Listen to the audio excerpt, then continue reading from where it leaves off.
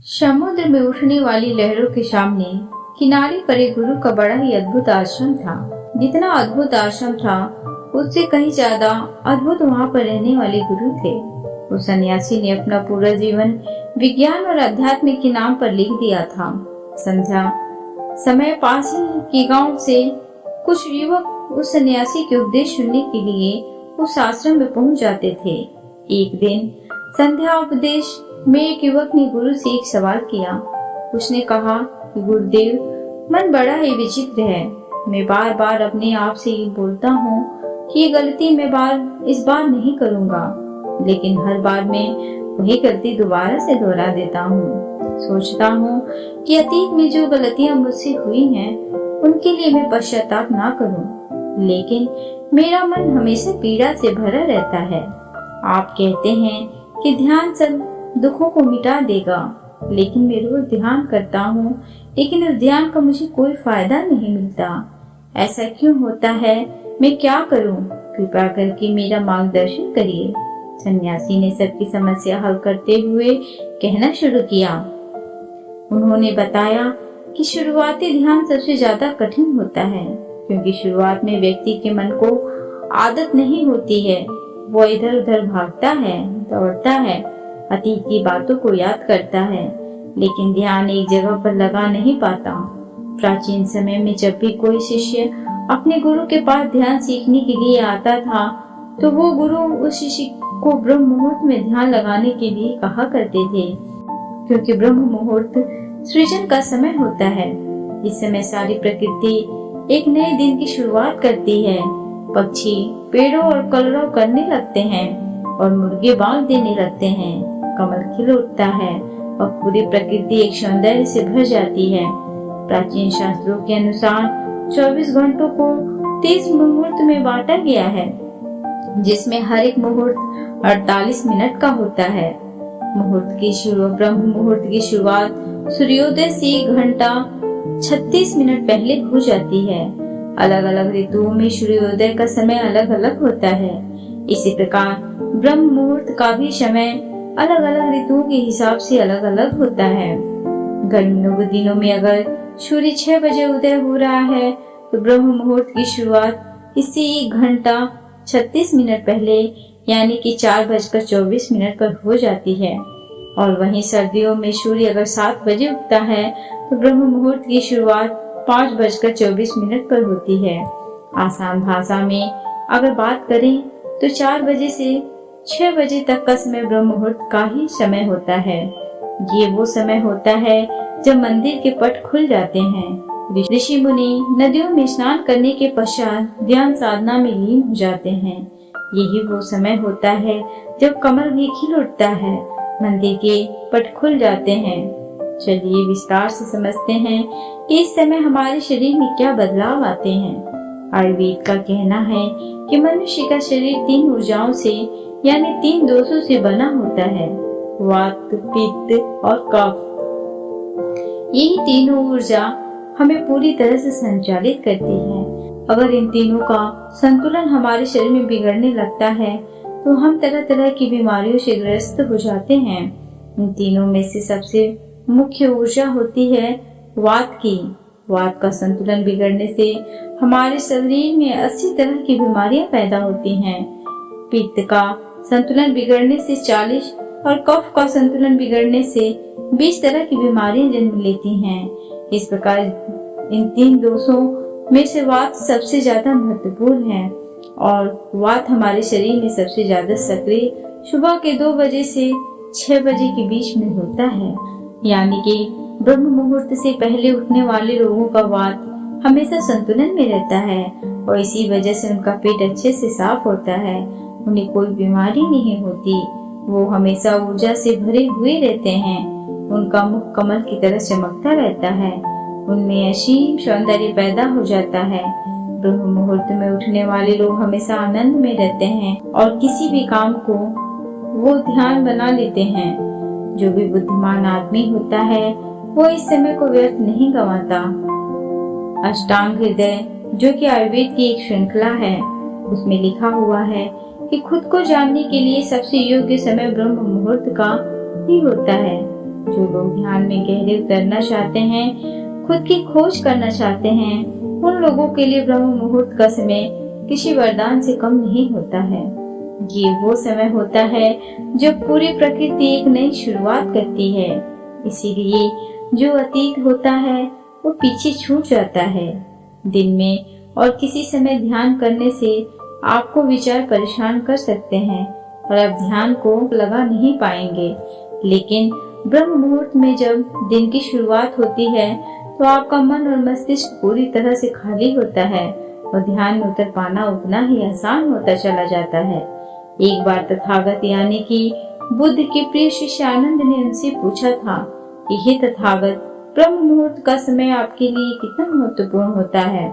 इस पर तथागत ने उत्तर दिया था कि जिस प्रकार मछली के लिए जल महत्वपूर्ण होता है, उसी प्रकार आनंद, ध्यान और शून्यता का जीवन जीने के लिए ब्रह्म मुहूर्त में सही समय पर जागना और जागने के बाद ध्यान में उतरना बहुत जरूरी होता है।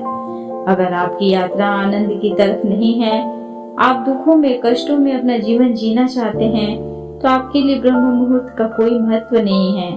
लेकिन अगर आप अपने जीवन में आनंद चाहते हैं, खुशी चाहते हैं, हमेशा ऊर्जा से भरा हुआ महसूस करना चाहते हैं, तो ये जरूरी हो जाता है कि बुद्धिमानों की तरह आपको भी ब्रह्म मुहूर्त का पूरा उपयोग उठाना चाहिए।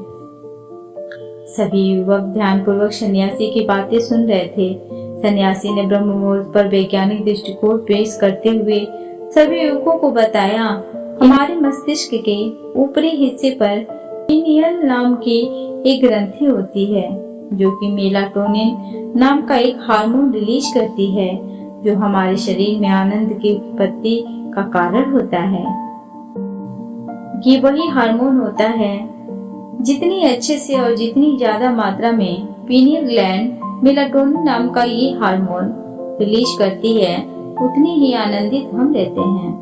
लेकिन जैसे ही हम सूर्य के संपर्क में आते हैं, ये मेलाटोनिन नाम का हार्मोन अपने आप नीचे गिरना चालू हो जाता है और इसी वजह से जो लोग देर से उठते हैं, अक्सर ऐसे लोग बिना कोई कारण ही तनाव में रहते हैं। उन्हें खुद समझ में नहीं आता कि उनके अंदर तनाव किस बात का है। छोटी छोटी बातों पर गुस्सा आना, चिड़चिड़ापन, ये सारे स्वभाव उनके अंदर पाए जाते हैं। शरीर और मन, मस्तिष्क की ये सारी प्रक्रिया मेलाटोनिन नाम के हार्मोन का पीनियल ग्लैंड द्वारा ठीक से रिलीज ना हो पाना, इसी के कारण कुछ इंसानों का स्वभाव ऐसा हो जाता है। ब्रह्म मुहूर्त के बाद का मुहूर्त समुद्र नाम से जाना जाता है, जिसमें शरीर और मन की मूवमेंट होती है। इस समय पीठ पर सूर्य की किरणें सीधी आती हैं और सेरोटोनिन नाम का एक हार्मोन रिलीज होता है, जो हमारे मन और मस्तिष्क में ऊर्जा पैदा करता है, एक ताजगी पैदा करता है, जिससे हम दिन के सभी काम कर पाते हैं। चरक संहिता में लिखा हुआ है कि जो व्यक्ति रोजाना ब्रह्म मुहूर्त में उठता है, उसकी उम्र बढ़ने की रफ्तार धीमी हो जाती है। यानी कि जिन लोगों के चेहरे पर समय से पहले झुर्रियां आने लगी हैं, उनके बाल पकने लगे हैं, ऐसे लोग अगर नियमित रूप से ब्रह्म मुहूर्त में जागने का अभ्यास करें, तो कुछ ही समय में वो पाएंगे कि उनके चेहरे की झुर्रियां और उनके बाल पूरी तरह से ठीक हो चुके हैं। एक युवक ने सन्यासी से सवाल किया कि गुरुदेव, कुछ लोग ब्रह्म मुहूर्त में नहीं उठ पाते हैं, ऐसे लोग किस प्रकार ब्रह्म मुहूर्त में उठने का अभ्यास कर सकते हैं? कृपया करके इसके बारे में मार्गदर्शन करें। सन्यासी ने कहना शुरू किया कि ब्रह्म मुहूर्त में जागने के लिए यह जरूरी हो जाता है कि पिछली रात्रि आप सही समय पर निद्रा में चले जाएं। अगर आप सही समय पर नींद नहीं लेंगे तो आप ब्रह्म मुहूर्त में पूरी ऊर्जा के साथ नहीं उठ पाएंगे। आप ब्रह्म मुहूर्त में उठने के बाद भी थका थका महसूस करेंगे, आपको नींद आएगी, झपकी आएगी और आप पूरी तरह से ध्यान नहीं लगा पाएंगे। इसलिए जरूरी हो जाता है कि ब्रह्म मुहूर्त के समय का पूर्णतः उपयोग करने के लिए आप योग निद्रा का अभ्यास करें। योग निद्रा में नींद गहरी होती चली जाती है। अब कुछ ही समय में आपकी नींद पूरी हो जाती है। युवक ने अगला सवाल पूछा कि गुरुदेव, ब्रह्म मुहूर्त में किस प्रकार की दिनचर्या का पालन करना चाहिए? सुबह उठते ही सबसे पहले क्या करना चाहिए और और किस प्रकार ब्रह्म मुहूर्त के समय का पूरी तरह से उपयोग करना चाहिए। सन्यासी ने सबको चेतावनी देते हुए समझाया कि जितने भी योगी महात्मा होते हैं, सन्यासी होते हैं, वो ब्रह्म मुहूर्त में स्नान और शौच आदि करने के बाद सीधा ध्यान में बैठते हैं, क्योंकि इस समय ध्यान करना सबसे आसान होता है। विचारों का भटकाव सबसे कम होता है, क्योंकि इस समय दिन की शुरुआत हो रही होती है, नया सृजन हो रहा होता है। इस समय पूरा वातावरण शून्यता से भरा होता है, तो इस समय 15 मिनट का किया हुआ ध्यान पूरे दिन में 2 घंटे किए हुए ध्यान के बराबर हो जाता है। आप सिर्फ 15 मिनट ध्यान करने के बाद वही अनुभव कर पाएंगे जो एक योगी, जो एक सन्यासी, जो एक महात्मा, जो एक गुरु गहरे ध्यान में जाने के बाद अनुभव करता है। तो सबसे पहले ब्रह्म मुहूर्त में उठने के बाद स्नान और शौच इत्यादि करने के बाद सीधे ध्यान में प्रवेश कर लें। कोई भी ध्यान आप कर रहे हो, किसी भी प्रकार का ध्यान आप कर रहे हो, इससे कोई मायने नहीं है। जिसका भी आप पालन करते हो उसका ब्रह्म मुहूर्त में उठते ही पालन करने का अभ्यास करें, और कुछ ही समय बाद आप खुद ही अनुभव करेंगे कि आप कितने गहरे आनंद को प्राप्त हो चुके हैं। आप इतने गहरे ध्यान को कभी अनुभव नहीं कर पाएंगे जितना गहरा ध्यान आप ब्रह्म मुहूर्त में अनुभव कर सकते हैं। जिन लोगों ने ध्यान की यात्रा की सिर्फ शुरुआत की है, या फिर जो शुरुआत करना चाहते हैं, उनके लिए तो ब्रह्म मुहूर्त बहुत ही वरदान साबित होगा। सन्यासी ने चेतावनी देते हुए बताया कि कुछ लोग ब्रह्म मुहूर्त में जागने के बाद भी उस समय का सही उपयोग नहीं करते हैं। कुछ लोग अपना मोबाइल फोन यूज करने लगते हैं, तो कुछ लोग किसी से बातें करने लगते हैं। लेकिन इस समय अगर आपका टहलने का मन हो रहा है ध्यान करने के बाद, तो आप अपने चप्पल या जूते निकालकर हरी घास पर घूमें। इससे आपकी त्वचा और आपकी आंखों को बहुत ही लाभकारी फायदे मिलेंगे। ध्यान और योग आसन करने के बाद एक व्यक्ति को शारीरिक अभ्यास जरूर करना चाहिए, क्योंकि ब्रह्म मुहूर्त में जब हमारे शरीर से पसीना निकलता है तो हमारे रक्त तक शुद्ध वायु यानी कि ऑक्सीजन पहुंचती है, जो हमारे रक्त संचार को बेहतर कर देती है और हमारे शरीर की सारी गंदगी बाहर आ जाती है। शारीरिक अभ्यास करने के बाद आप पूरे दिन चुस्त रहेंगे। आप बिल्कुल भी आलस्य नहीं करेंगे, थका थका महसूस नहीं करेंगे। जिससे भी मिलेंगे जिंदा दिली से मिलेंगे, लोग खुश हो जाएंगे। आपके पास बैठकर आपसे बातें करके लोग मंत्र मुक्त हो जाएंगे, और यही सफलता का सबसे बड़ा मंत्र होता है। जो लोग सुबह उठकर ध्यान और शारीरिक अभ्यास मात्र कर लेते हैं, वो जीवन में बड़ी से बड़ी उपलब्धियां हासिल कर सकते हैं। आखिर में सन्यासी ने सभी युवकों को समझाते हुए कहा कि ब्रह्म मुहूर्त का समय हमारे जीवन का सबसे कीमती समय होता है, इसीलिए इस समय को दूसरी गतिविधियों में बर्बाद मत करो। इस समय को तुम अपनी आध्यात्मिक और मानसिक उन्नति के लिए बहुत अच्छे से इस्तेमाल कर सकते हो और इसका सदुपयोग कर सकते हो। इसके बाद सन्यासी सभी को प्रणाम करके वहां से प्रस्थान कर गए। तो दोस्तों, उम्मीद करती हूँ आपको इस कहानी से एक अच्छी सीख मिली होगी। यह कहानी आपको कैसी लगी हमें कमेंट बॉक्स में कमेंट करके जरूर बताएं। साथ ही अगर ये कहानी आपको पसंद आई हो तो इसे लाइक करना ना भूलें, और साथ ही मेरे चैनल को सब्सक्राइब जरूर करें। Thanks for watching.